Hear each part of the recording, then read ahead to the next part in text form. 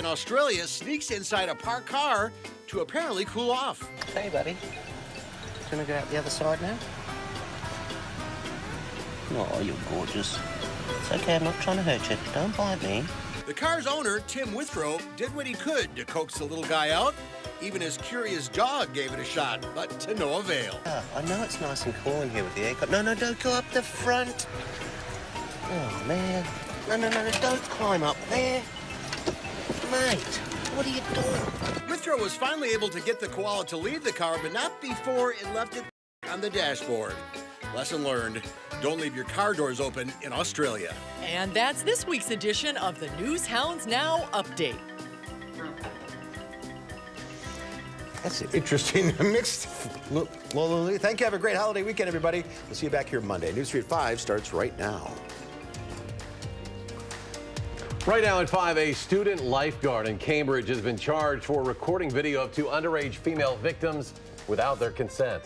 An investigation into the husband of former UW Whitewater chancellor shows he sexually harassed up to 10 people. We'll have the latest.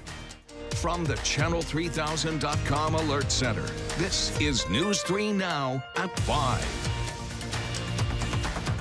And thanks for staying with News 3 Now. We are learning more tonight about an incident that happened at a Cambridge school, leading to a student lifeguard being charged with 2 felonies. Court documents show a student recorded video of 2 underage female victims without their consent. Rose Schmidt is here to tell us this student is still in school. Rose? Yeah, so the superintendent of the Cambridge School District confirmed to me today that 18-year-old Avery Kendall is still enrolled in the district. Dane County court documents show he was charged in March with 2 felony counts of capturing an intimate representation without consent for victims who were under 18. Those documents show one of the victims was left feeling embarrassed and offended.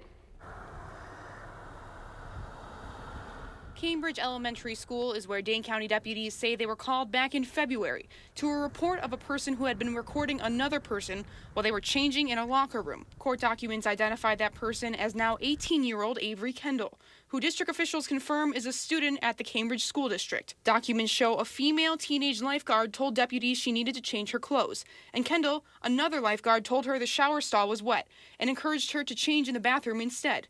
Documents show as she began to undress, she noticed a cell phone was recording her, a video more than a minute long. The victim told deputies she stopped the recording and deleted it. She says Kendall was 2 years ahead of her in school. When deputies asked Kendall about the video, court documents show he said he did not know anything about it and could have hit the wrong button and made the video accidentally. Authorities searched Kendall's phone. Documents show they found a video from the same day in which a different female victim had been filmed while changing in various stages of nudity. Deputies say you can see Kendall grab the phone and turn off that recording after the girl left the room. She also told deputies she had not consented to being filmed. The district released a statement to News 3 Now saying in part, "We can assure you that even if we cannot provide the public with details, whenever an issue of student safety is brought to our attention, we take prompt and remedial action designed to address the concern."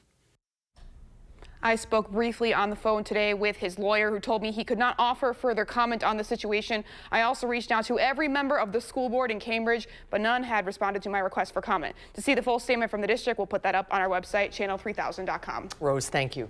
A judge has sentenced a Marshall man for killing and hiding the body of a 21-year-old Sun Prairie man in 2017. Court records show 60-year-old Daniel Leeske was sentenced to life in prison with the possibility of parole in 20 years for killing Jesse Faber. He was also sentenced to 7.5 years in prison plus 5 years probation for hiding a corpse, which he pleaded guilty to earlier this year. Prosecutors say Leeske shot Faber 5 times and then hid his body in a storage unit in Rio. Those sentences will be served at the same time. We're learning tonight what investigators found when looking into sexual harassment allegations against the husband of the former chancellor at UW Whitewater, and to what extent the administration knew about those claims. The university now has an interim chancellor after former Chancellor Beverly Copper resigned in December, and the UW system then called for an investigation. Our Madeline O'Neill, back now from Whitewater, tells us how this investigation backs up those misconduct allegations. Maddie? Eric and Susan, documents just released today say there is credible evidence that Copper's husband, Alan Pete Hill, sexually harassed up to 10 employees and students on campus and at the chancellor's home during official events. Investigators found no credible evidence that Copper knew of or facilitated Hill's behavior. They say there's also no evidence that she interfered with the investigation or retaliated against women making those claims. But in the report, investigators suggest Copper had a blind spot when it came to her husband's actions and didn't ask him about allegations because she was wearing her, quote, chancellor's hat. One senior we spoke with says while he was sad to see Copper go, it's important to find out the truth, good or bad. I think finding those truths in this is very important on that end. So I think especially for a position of power like a chancellor, everything just needs to be, brought to light. A statement from the UW system says after hearing about the sexual misconduct allegations, President Raycross immediately called for an investigation and says, quote, after the findings of the report, he counseled Chancellor Copper to resign. She did, and the report speaks for itself. UW-Whitewater's interim Chancellor Cheryl Green also released a statement today saying, quote, I understand this may be a difficult time for some, and as our university navigates this situation, I hope we can focus our attention on moving forward and the healing process for all concerned. In the statement, the interim chancellor also made resources known to employees and students who need help during this time. Copper was interviewed during this investigation. Hill did not respond to investigators' requests. All right, Madeline, thank you. The Berlin Police Department said it is investigating an incident at the high school yesterday. Police said in a news release there was an altercation involving 2 high school students at the school. A video posted to Facebook claims to show a fight at the school and shows one boy repeatedly punching another boy. Police have not confirmed the video is related to the incident in the report, but school officials are working with police on the investigation. Governor Tony Evers has ordered flags to fly at half-staff on Monday, April 22nd, as a mark of respect for Iowa County District Attorney Larry Nelson. Nelson suffered a pulmonary embolism while at his office and died earlier this week. We turn now to your first alert forecast, and we are ready to have things warm up over the weekend. Here's Chief Meteorologist Gary Canalti on the backyard patio. Looks pretty nice out there, Gary. The temperatures are already warming up, although it is a little breezy out here, but still having that sunshine makes all the difference in the world. Let's start out by taking a look at visible cloud track. Remember yesterday we were socked underneath the clouds? Well, today you really got to look hard to try to find a cloud. There have been a couple in far eastern Wisconsin, and that's pretty much been about it. Doppler track free of precipitation as well.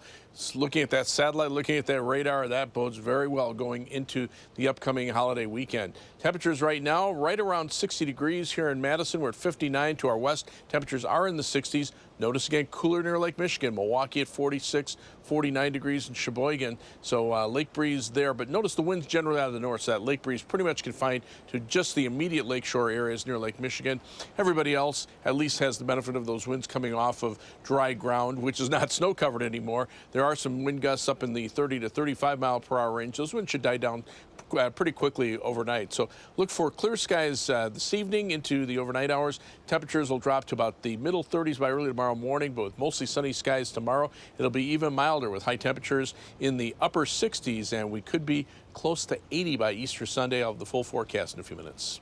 Gary, thank you. An emergency slow, no wake order has been put in place in the Wisconsin River in Columbia County as that area braces for possible flooding. Columbia County Emergency Management said that zone is between Highway 33, the bridge there in Portage, all the way downstream to Lake Wisconsin. Officials say the river was at 17.64 feet today. It's expected to crest tomorrow at 20.3 feet, which is considered major flood stage. Sandbags and sand are available to the public to fill at the Columbia County Highway Shop in Wyacina and at Sunset Park on Sunset Street in Portage. Seymour police are investigating the death of 3 people, a man and 2 young girls. Their bodies were found inside a home this morning. Our Amanda Quintana has more on the investigation. Amanda. Yes, well, officers found the bodies of a 35-year-old man, a 3-year-old girl, and a 3-month-old girl. Their identities have not been released yet. Police went to the home on Main Street for a domestic disturbance last night, but couldn't get in contact with anyone inside. This morning, the Outagamie Emergency Response team went into that home.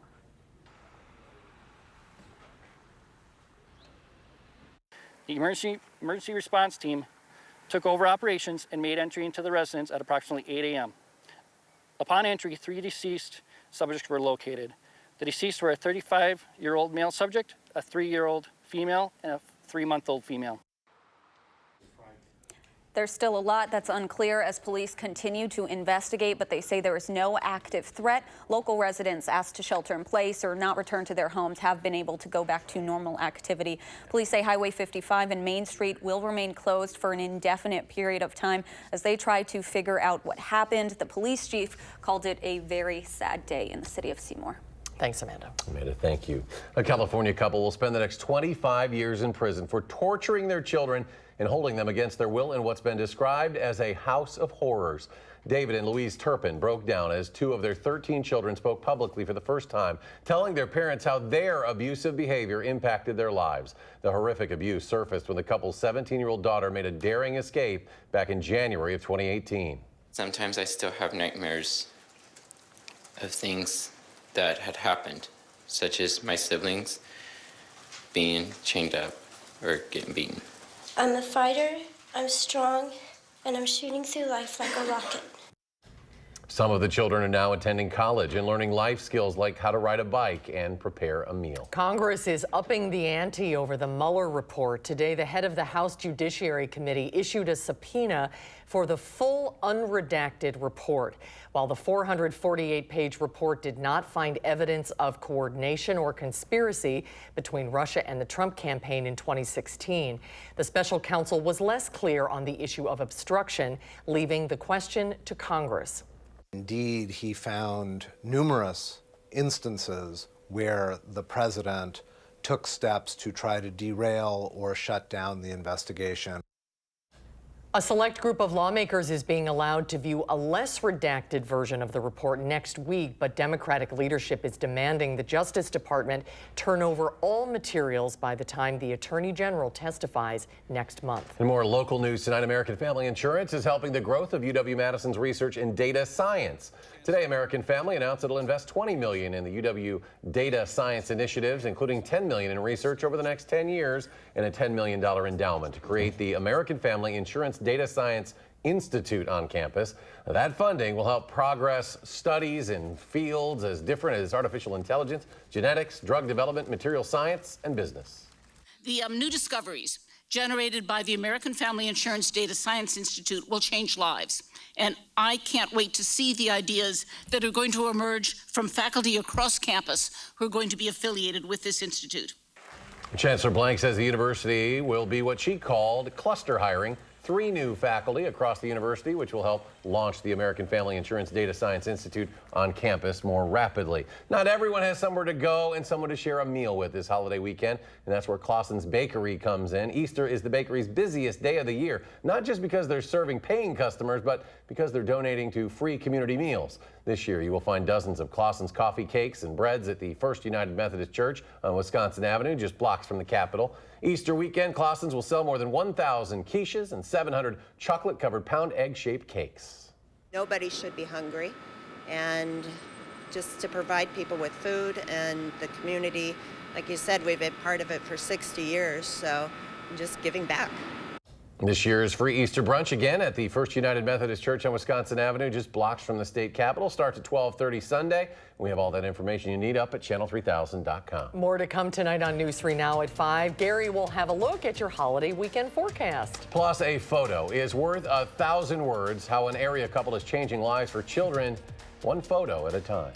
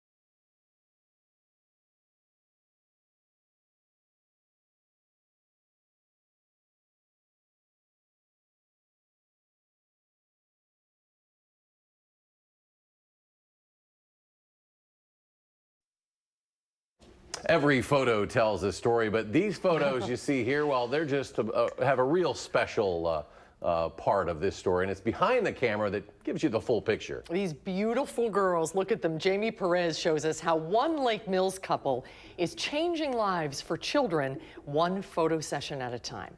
Gentle hug and looking at each other. Photography is about telling stories, capturing moments. There you go. And for Paul Giroux, this has been his passion for the last 36 years. Looking at me right here, yeah. A former photographer for the Chicago Tribune, he left the newspaper business for a focus on family and moments like this. Oh, look at that. But Paul and his wife, Nikki, are turning that passion into a passion project. It's great for folks who have decided that they were going to do a session anyway, and now they're going to be able to do it and help the charity too. Together, they're doing something good for others, but mostly for kids. They recently moved back to Wisconsin after several years in Orange County, California. Since 2008, they've been taking family photos and donating the money to their local children's hospital. In Orange County, they raised more than $70,000 for the children's hospital there. We were trying to decide what charity we would like to donate to when we first were thinking about this project, and then we just came across, well, of course we need to donate to the Children's Hospital. It's a children's project. Every photo that is taken in this room will help a child in need. All the money will go to our own American Family Children's Hospital. Their goal is $10,000 for this year. Getting to do a portrait is something that people want to do but don't often have a reason to do it, and this book project gives them an annual reason to do a family portrait, or at least portraits of their kids. At $100 per session, right there, you get to choose how many moments you want to capture, how many stories you'd like to tell. And in the end, one photo from each family photo session will go into a new story they're telling, called Kids of Wisconsin 2019. The great thing is it just helps everybody come together through the charity, through the families who want great portraits, and for us to find the clients who really will value what we do. The way Paul and Nikki see it, what goes into each shot is more than just the moment in front of them. I really value family, and that's what's so great about these photos, because they are family photos that will live longer than me and Nikki and longer than the parents. These moments are about stories. Not yet, guys. Their stories. The ones in front of the camera, the ones behind it, and the ones that are still to come. In Lake Mills, I'm Jamie Perez, News 3 Now. Yeah, you're on TV. If you're interested in having your photos taken and you'd like to donate to their cause for the American Family Children's Hospital, you can contact Nikki and Paul. We have their contact information on our website. All right, let's get a look at your first alert weather for the holiday weekend. We're hoping to feel a nice warm up, Gary. Well, we hit the mark today with sunny skies and temperatures that were back in the upper 50s, but take a look at what's going on for Easter Sunday. We've taken the rain out of the forecast and boosted the temperature up. In fact, early in the morning, people heading out to church, temperatures starting out in the middle 40s, pretty comfortable for this time of year. By lunchtime, for your midday meal, temperatures then in the upper 60s, and by late afternoon, just in time for the Easter egg hunt, 78 degrees expected. There'll be a few places that'll probably hit the 80-degree mark for the first time here in southern Wisconsin. Today, the big difference compared to yesterday, of course, the clear skies. The clouds that we had from yesterday have moved off to the east, other than just a couple of clouds over southeastern Wisconsin earlier this morning. Skies have been mainly clear and not a drop of rain anywhere around Wisconsin. That's good news here. There is some rain in the forecast for early next week. The computer models have backed off a little bit on the rainfall amounts. Right now, it looks like Easter Sunday will be dry, but the weather system that'll come through from Monday into Tuesday, right now, it looks like the rain will probably start sometime mid to late morning on Monday and then last into Tuesday morning, giving us about a third to a half inch of rain. Take a look at the live view from the Queen Bee Radio Skycam in Platteville. Not a cloud to be found anywhere around there. The WISC Skycam looking off toward the south. Again, mostly sunny skies, and the Edgewater Skycam in downtown Madison. Plenty of sunshine downtown over the Capitol. As we check out the almanac for today, the low temperature this morning, a little chilly at 37 degrees, but our high temperature topped out at 59, which is right where we should be for this time of year. Right now, our temperature is 59. Winds out of the north-northeast at 21 miles per hour. That's about the only downside. But the air is very dry. Humidity only at 22%.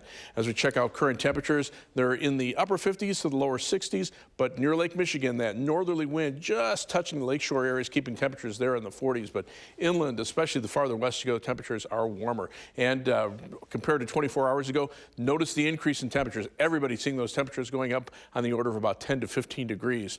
On weather track, upper level winds right now still from the north and northwest, but that just brings in drier air. And notice out to the west, the jet stream bulging to the north. So that means that there's milder weather out to the west of us. And as that bulge in the jet stream moves eastward, we'll see our temperatures warm up accordingly. So it's a little breezy here. Temperatures are about average, but it's milder to the west and even warmer on the other side of a warm front. Case in point, 50 in Chicago, 60s to our west, 70s over the western Dakotas, and 80s once you start getting into eastern Montana and the western portion of North Dakota. On the RPM future track model, expect clear skies for tonight, plenty of sunshine for tomorrow. Tomorrow night, another clear night with maybe a couple of passing clouds. On Easter Sunday, there will be a chance for a shower or thunderstorm, but the rain chances that we had are staying up to the north. We probably won't see that until either very late Sunday night or more likely during the day on Monday as that front starts to drop farther to the south. So our forecast calls for skies to be mostly clear for tonight. Low temperature will drop off to 34, so still on the chilly side, but tomorrow, another great day. Mostly sunny, less wind, high temperature at 67 degrees, and Easter Sunday even better. Look for partly sunny skies, very mild, the high temperature of 78 degrees. Future track, you got to look hard to find clouds, at least in the next 36 hours. 34 for a low tonight. High temperatures tomorrow, upper 60s. Tomorrow night, temperatures drop into the mid-40s. And then for Easter Sunday, partly sunny. High temperatures in the mid to upper 70s. The 7 to 10-day forecast, those temperatures cool off a little bit early next week. The shower or thunderstorm chance on Monday. Temperatures rebound back to close to 70 by the end of the week. Maybe a shower chance Friday night into Saturday, and then late Sunday into Monday. As we check out our News 3 Now First Alert traffic, Beltline right now a little slow in the eastbound direction. Everybody's trying to head out of town for Friday. This is at the Beltline at Park Street.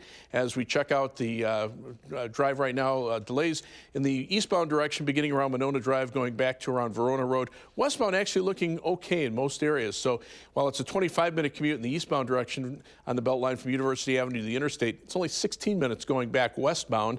Heading out of Madison, 28 minutes down to Janesville on I-3990, 17 minutes to Sauk City on US 12, but a little more of a congestion heading out towards Sun Prairie, 23 minutes from downtown to Sun Prairie on East Washington Avenue and US 151. That's your News 3 Now First Alert traffic. Thanks, Gary. Ahead on News 3 Now at 5, this flu season is one of the longest in decades. Why officials say it's not over yet. The story after a short break.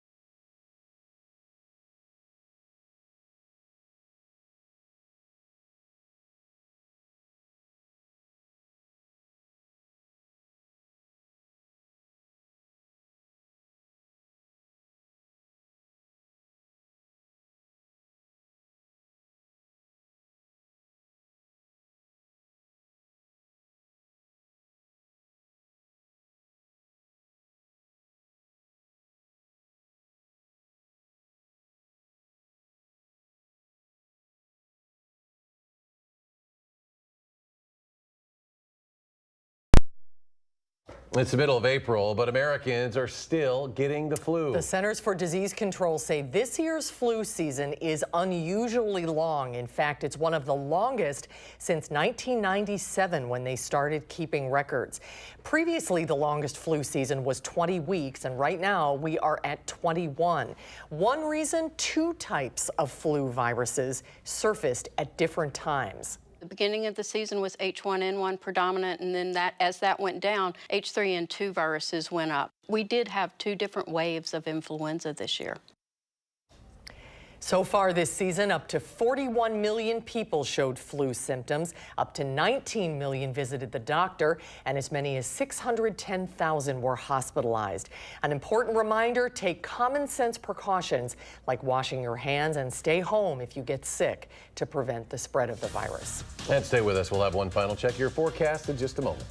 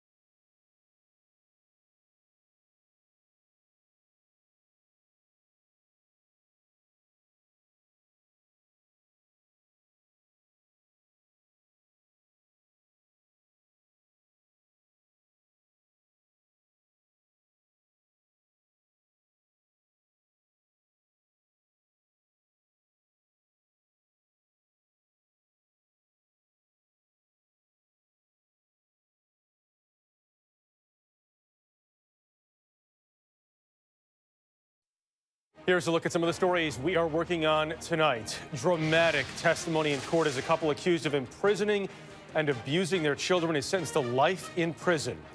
We will hear from the family of an American feared dead in an avalanche. And some of his best buds are buds. Steve Hartman is on the road tonight on the CBS Evening News.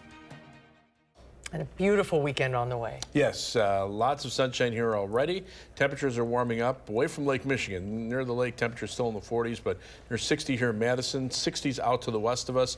Will be about 10 degrees warmer for tomorrow. Winds right now out of the north, they should diminish somewhat tonight. Look for a high of 67 tomorrow and 78 degrees on Easter Sunday. Just a slight chance for a shower or thunderstorm late Sunday night. Monday, a better chance for some rain. A little cooler Tuesday and Wednesday, and then warming up toward the end of next week with some shower and thunderstorm chances for the following weekend. 78 degrees. Oh, feels like a reward. Thanks for joining us. We're back in 30 minutes. Stay tuned for the CBS Evening News.